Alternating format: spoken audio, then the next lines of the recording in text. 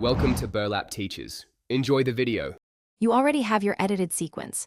Now begin the transcription.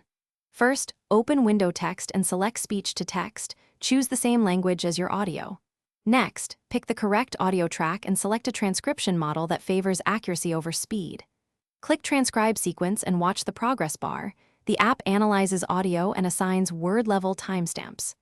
Once done, Premiere generates a transcript you can search and convert. This speeds up captioning, editing, and timecode-accurate navigation for revisions. Once transcription completes, clean up the transcript directly in the text panel. Correct misheard words, fix punctuation, and assign speaker names if needed. Make sure to set caption preferences, style presets, line length, and frame hold behavior so captions match your visual design. Then choose Create Captions. Premiere places caption items on the timeline aligned to word timestamps. As you scrub, verify timing and split or join caption blocks for readability. Make sure to save a copy of the clean transcript for backup and future edits. Finish by exporting captions.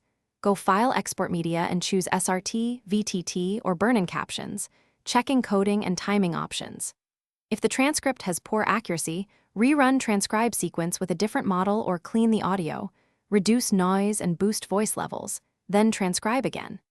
If errors persist for specific words, manually edit those lines in the text panel and recreate captions to update timeline positions. A final tip: clear cache and restart Premiere if exports fail. This often resolves stuck rendering or export glitches. Thanks for watching. Consider subscribing if this video helped you.